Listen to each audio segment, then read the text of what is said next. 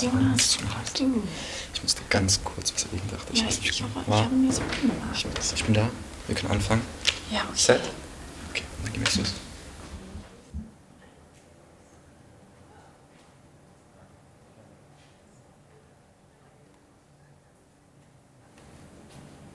Good evening and a warm welcome. My name is Julia Barra, and in this episode, we are going to take a closer look at the topic of authenticity and its discontents. It's nice to have you with us today. We have unlearned to believe in images. Years and years of media consumption have trained us to act like detectives who immediately notice when an action is staged. A micro movement can cause an irritation and trigger a chain of reality-checking mechanisms. What we are hunting for is some circumstantial evidence of the conditions under which the recordings in question were made.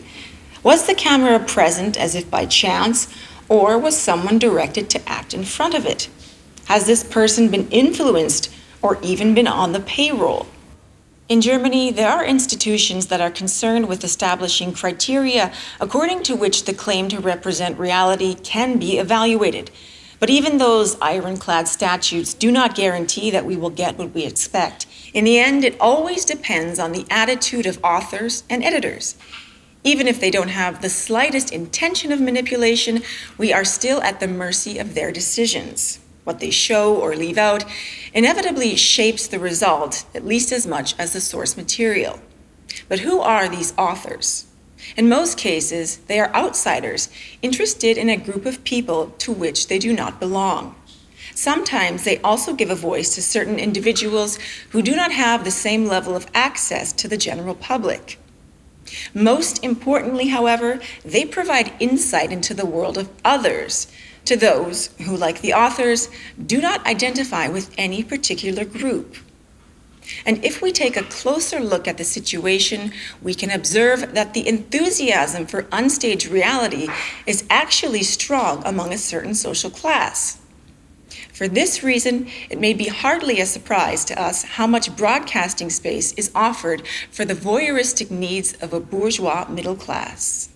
In times when hardly any images are put into the world without first checking them for their implicit market value, the authentic itself has become a fetish. The rarer it appears by chance, the more precious it will seem to us.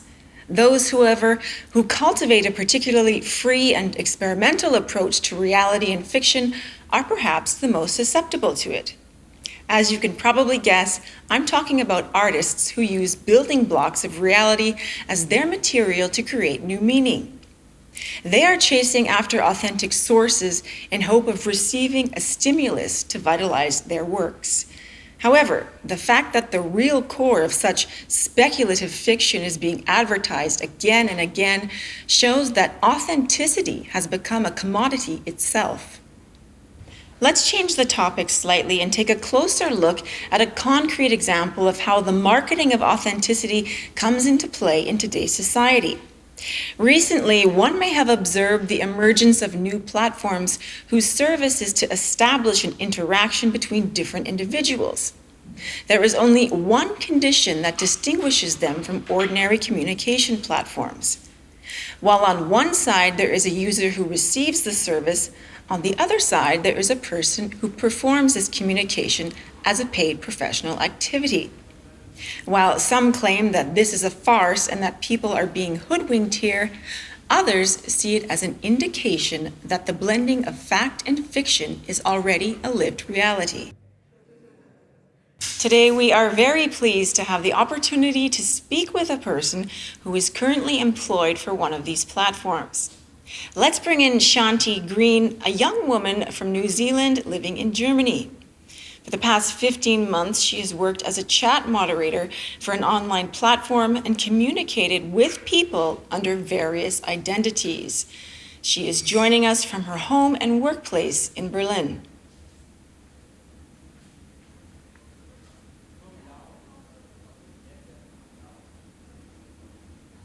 Shanti, could you explain a bit more about what it entails to embody multiple imaginary identities in the setting of a chat conversation with different customers? Isn't that quite a challenge for your memory? Well, I have 10 different profiles, and none of them have my photos or my name. But, I have been talking to some people on there for like a year now.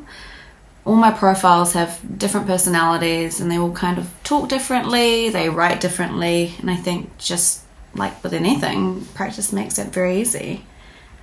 The only thing that's hard is if you're talking to someone and then maybe they haven't messaged you in a few months, and they come back to the site and then I have to go back through the whole chat and then try and learn what they have all been saying and what I've been saying to them in the past.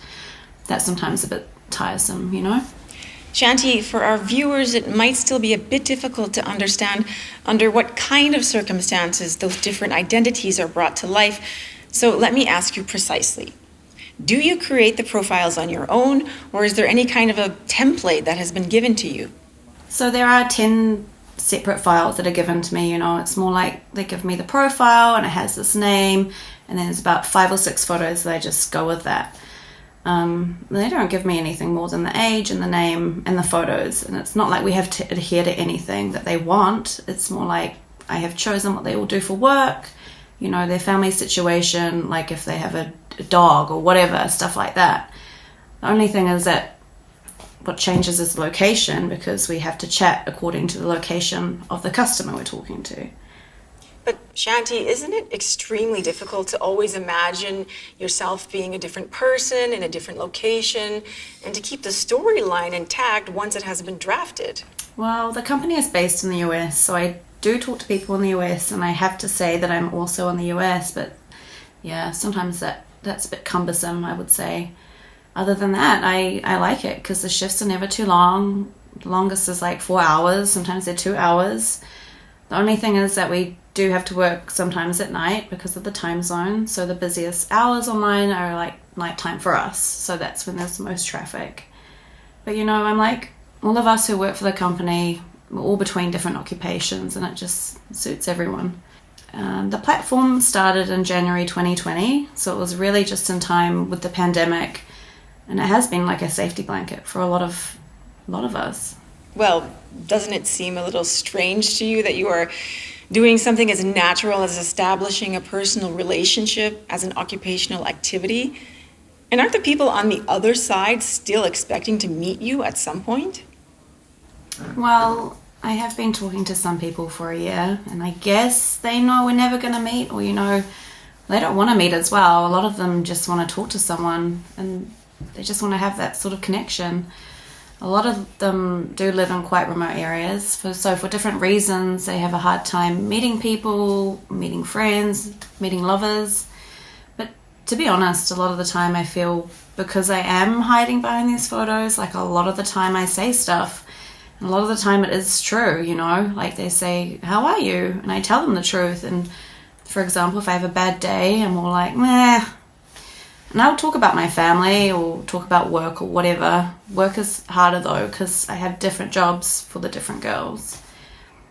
But then again, I also have different jobs and occupations in my real life, so this is just one of them. It is a normal job for me, and I put just as much effort into doing a good job with that as I do with my other jobs or other activities.